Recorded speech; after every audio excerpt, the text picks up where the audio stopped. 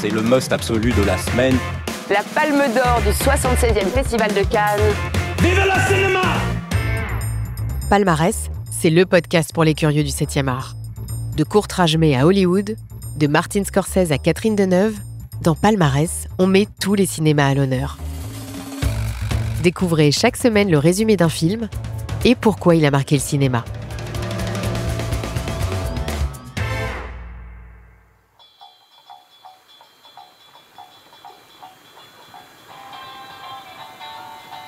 Ce nouvel épisode est consacré à un monument du cinéma américain. Si vous ne l'avez pas vu, vous en avez forcément entendu parler. Apocalypse Now de Francis Ford Coppola sort en 1979, à la fin d'une décennie très prolifique pour le réalisateur qui a déjà livré les 2 premiers opus du Parrain. Il est présenté comme l'un des cinéastes phares du nouveau courant, le Nouvel Hollywood. Le blockbuster sombre et d'époque se place même à la 28e place du classement des 100 meilleurs films de tous les temps, selon l'American Film Institute.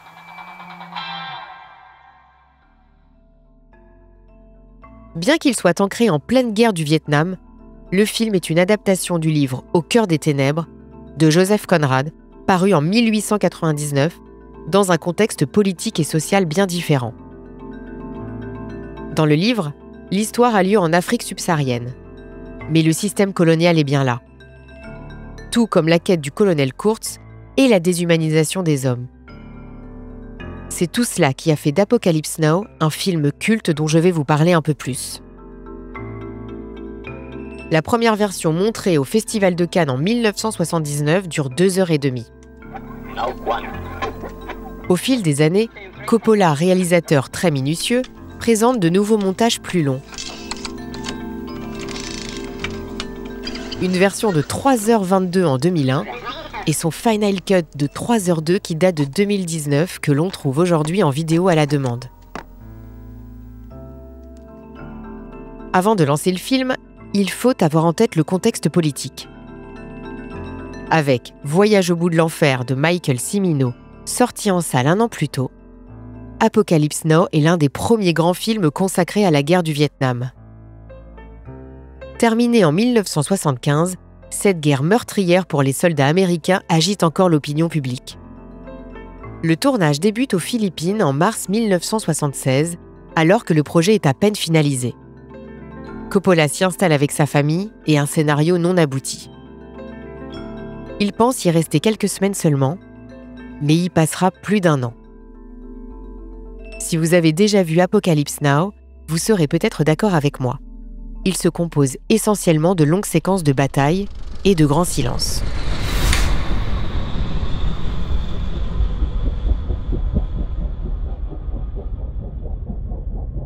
La première scène est reconnaissable dès les premières secondes. Des bruits d'hélicoptères, de la fumée, des palmiers en feu. C'est la guerre. En fond, le morceau This is the End des Doors donne le ton de l'époque et de l'atmosphère générale.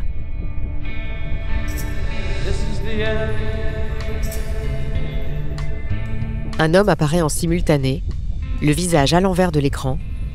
Pensif, il fume sa cigarette. Le bruit de l'hélicoptère continue. La musique ralentit. Le décor change et se fond. C'est une chambre d'hôtel.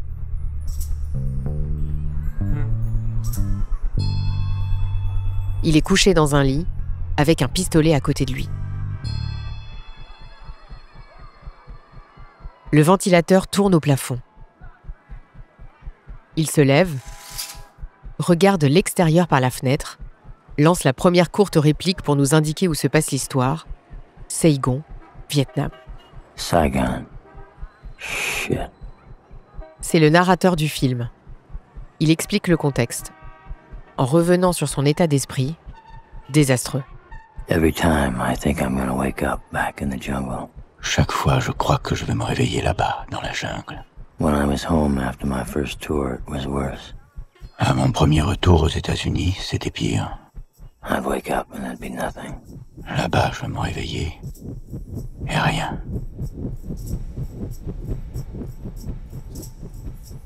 I hardly said a word to my wife until I said yes to a divorce. Le seul moment où j'ai parlé à ma femme, c'était pour dire oui au divorce. Every minute I stay in this room, I get weaker. Plus je reste dans cette pièce, plus je m'affaiblis. Each time I looked around, the walls moved in a little tighter. Chaque fois que j'ouvre les yeux, les murs se resserraient autour de moi. Il semble ivre, complètement désemparé. Frappe dans un miroir, sa main est en sang. Il finit par sangloter, assis au bord du lit, taché de sang.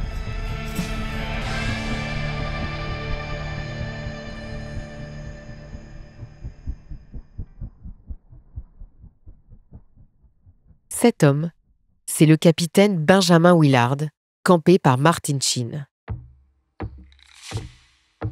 L'acteur a été repéré pour la première fois dans La Balade sauvage de Terrence Malick en 1973. D'ailleurs, l'acteur est le second choix de Coppola, qui a dû remplacer Harvey Keitel après 2 semaines de tournage. Après avoir passé 1 semaine enfermé, Willard est réveillé par les services militaires américains chargés de l'escorter jusqu'à Nha Trang. Pendant le trajet, il annonce déjà aux spectateurs que le pire est à venir. I was going to the worst place in the world and I didn't even know it yet. Je partais pour ce qu'il y avait de pire au monde, mais je ne le savais pas encore. Des semaines à remonter sur des centaines de kilomètres, une rivière qui serpente à travers la guerre, câble d'alimentation, Plugged straight into Kurtz. branché en direct sur Kurtz. Le colonel Kurtz est la raison de sa mission. Dans l'armée américaine, tout le monde connaît l'officier d'opération des bandes spéciales, l'une des figures clés de la guerre au Vietnam. Il est présenté comme l'un des meilleurs, jusqu'à ce qu'il ne sombre dans la folie et massacre des civils contre les ordres de ses supérieurs. Kurtz serait devenu complètement fou. Une sorte de gourou auquel toute une population indigène installée près du Cambodge aurait prêté allégeance. Le visage de ce fameux colonel n'est pas tout de suite montré à l'écran et n'arrivera qu'à la fin du film. Seule sa voix résonne sur une bande audio. Pour incarner Kurtz, Coppola a fait appel à Marlon Brando, qui a déjà joué Don Corleone dans Le Parrain.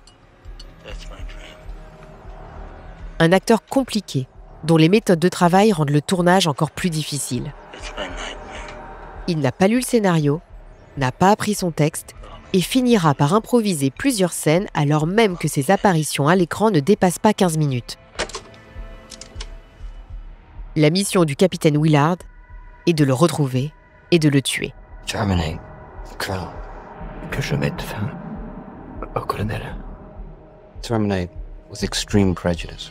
Y mettre fin, sans échappatoire aucune. Le briefing est fait au son des hélicoptères.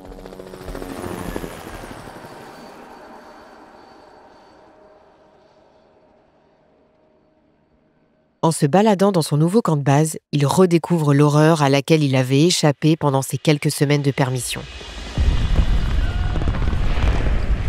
L'omniprésence des flammes, des corps morts en putréfaction, d'autres blessés, les tripes à l'air, des civils en train de prier. L'une des scènes les plus sanglantes montre l'assaut d'un village vietnamien par des hélicoptères américains. L'offensive est lancée par un militaire complètement fou, William Kilgore, joué par Robert Duvall. Les locaux accourent pour fuir l'attaque. Le point de vue suivant nous embarque au niveau des hélicoptères américains. À leur passage, tout explose.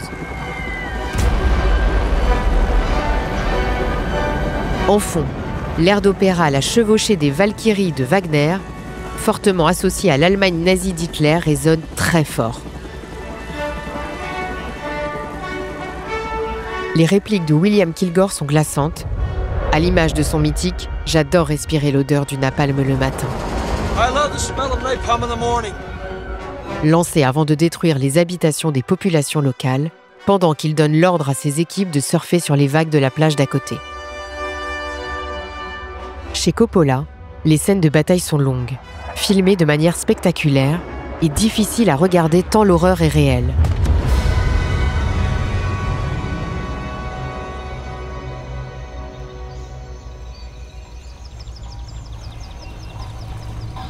Le narrateur commence à peine sa nouvelle mission, mais se s'est déjà résigné. Someday this war's gonna end. Un jour, cette guerre finira. That'd be just fine with the boys on the boat. Ce n'est pas à bord du patrouilleur qu'ils s'en plaindront. They weren't looking for anything more than a way home. Eux qui ne demandaient qu'à rentrer au pays.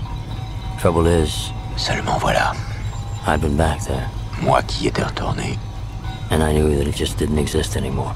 je savais que le pays n'était plus le pays. Mais les parenthèses enchantées sont de courte durée. À travers ses longs silences et ses réflexions tout en regardant les photos de Kurtz, Willard cherche à savoir s'il sera capable de tuer le colonel.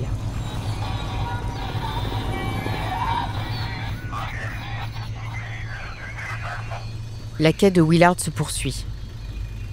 À mesure que les Américains remontent la rivière, le brouillard s'épaissit. L'ambiance est plus mystique. Le désir de confrontation monte du côté du soldat et la peur aussi. Le bateau arrive à la destination finale. Des centaines de personnes sont rassemblées sur les berges pour les observer.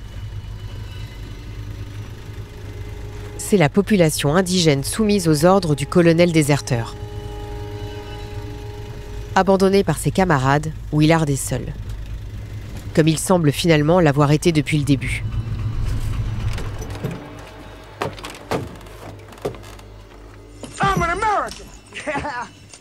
L'homme est accueilli par un photographe fou, incarné par Dennis Hooper.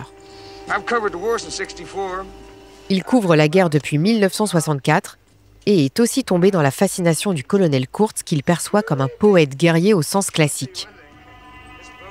Si la cité semble enchanteresse, perdue en pleine jungle avec des palmiers à perte de vue, le narrateur raconte une réalité différente.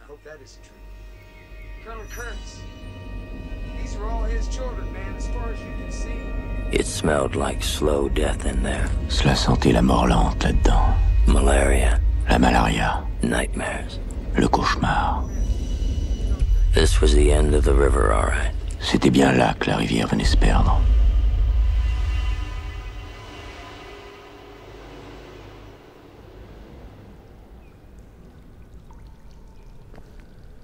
La rencontre avec Kurtz est imminente. Willard approche de son antre. Dans son temple de pierre, la lumière est sombre. Un homme imposant est couché, lance un dialogue, s'assied et commence à se laver le crâne. Le visage de Marlon Brando apparaît dans un clair-obscur. Il sait que Willard est là pour le liquider, le questionne et le bouscule sur les motivations de sa venue avec une question moralisatrice clé du film. Quand Kurtz demande à Willard s'il est un assassin, le militaire répond qu'il est un soldat. Pendant plusieurs jours, Willard devient prisonnier de Kurtz, enfermé dans une cage faite de bambou, puis dans une sorte de conteneur. Ensuite libre, à côté de l'homme qu'il est supposé tuer, il se résigne d'abord à agir, l'observe et écoute ses longues confessions. I remember when I was with Special Forces. Je me souviens quand j'étais dans les forces spéciales. Seems 1,000 centuries ago. Il me semble qu'il y a déjà des siècles de ça. Kurtz, souvent filmé dans une lumière tamisée, révèle comment il en est arrivé là. Son parcours aux forces spéciales, l'humanité qu'il a fini par trouver dans le camp ennemi, la peur que son fils ne comprenne pas ses actions. Il se sent presque condamné. Et comme une dernière volonté, il insiste. S'il est tué, il veut que quelqu'un aille tout raconter à son fils. I would want someone to go to my home and tell my son everything. La séquence finale, qui a demandé beaucoup de réécriture à Coppola, est elle aussi devenue une image culte d'Apocalypse Now. Willard est presque un autre homme. Il sort sa tête recouverte de peinture de la rivière, s'approche du colonel et le tue de plusieurs coups de machette. La scène est montrée en même temps que le sacrifice d'une vache ayant lieu à l'extérieur. À terre, le colonel agonisant prononce ces derniers mots.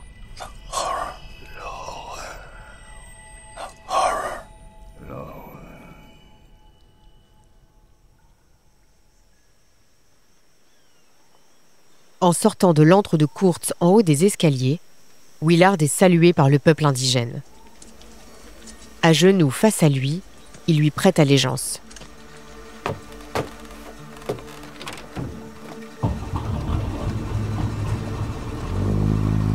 Mais le soldat assassin ne fera pas le même choix que Kurtz et décide de repartir en bateau de là où il est arrivé.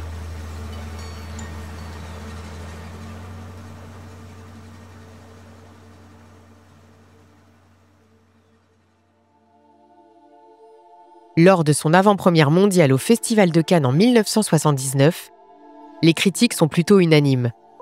Apocalypse Now est un chef-d'œuvre. Il décroche d'ailleurs la Palme d'Or ex aequo avec Le Tambour de Volker Schlöndorff. Le drame séduit aussi aux États-Unis l'année suivante,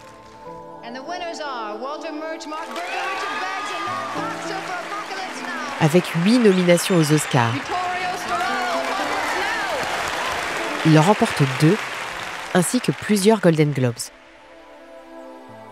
Une consécration pour Francis Ford Coppola, qui a tout juste 30 ans, a investi une grande partie de sa fortune personnelle pour un budget de 35 millions de dollars avant de passer 3 ans à monter son film. Le pari est réussi, avec des recettes de 150 millions de dollars au box-office mondial et une reconnaissance qui ne faiblira jamais. Et tenez-vous bien, le cinéaste a même failli passer à côté de ce film.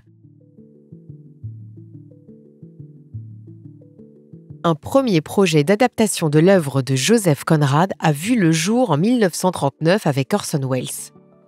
La pré-production s'est arrêtée juste avant le tournage. Le réalisateur est passé à autre chose en s'attaquant à son chef-d'œuvre, Citizen Kane. L'histoire a été oubliée une bonne trentaine d'années, jusqu'à ce que le scénariste John Milius, à qui l'on doit notamment Conan le Barbare, imagine en pleine guerre du Vietnam une nouvelle adaptation située pendant le conflit. Coppola s'est d'abord engagé dans le projet en tant que producteur avec la société American Zoetrope. Imaginant que son ami George Lucas, le futur réalisateur de Star Wars, se chargera de la réalisation. Justement, Lucas est trop occupé avec la réalisation du premier Star Wars et Coppola prend sa place. La guerre du Vietnam vient tout juste de se terminer et sans surprise, le secrétaire de la Défense américain refuse toute aide. Après la concrétisation du projet de pré-production, le tournage est un enfer. En 1991, un documentaire consacré aux coulisses du tournage sort, avec la participation active d'Eleanor Coppola. L'épouse du réalisateur fournit beaucoup d'images et de sons d'archives. Des échos circulaient déjà dès la sortie du film en 1979, mais tout se confirme. Le chaos régnait aux Philippines. Le réalisateur est décrit comme paranoïaque et mégalo par les équipes. Menace même de se suicider et perd jusqu'à 40 kilos pendant le tournage. Coppola s'est même offert un petit caméo dans la première partie du film, où il apparaît comme membre d'une équipe de télévision. Au stress constant s'ajoutent l'omniprésence et les terribles aléas climatiques. Les équipes survivent à un ouragan qui détruit une partie des décors.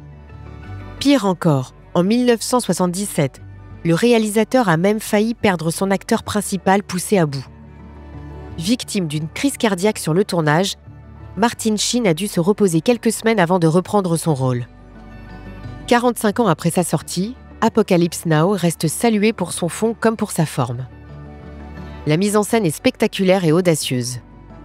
Coppola joue avec les exercices de style, la quête de Kurtz est un voyage initiatique pour Willard et retranscrit surtout l'introspection des Américains sur l'horreur de la guerre du Vietnam. Rarement un film n'aura aussi bien abordé le mythe de la guerre en dénonçant sa folie grâce à la déshumanisation des hommes. Après Francis Coppola, d'autres réalisateurs américains s'intéresseront à la guerre du Vietnam. Oliver Stone avec Platoon en 1986, Stanley Kubrick avec Full Metal Jacket en 1987 ou encore Barry Levinson avec Good Morning Vietnam en 1987.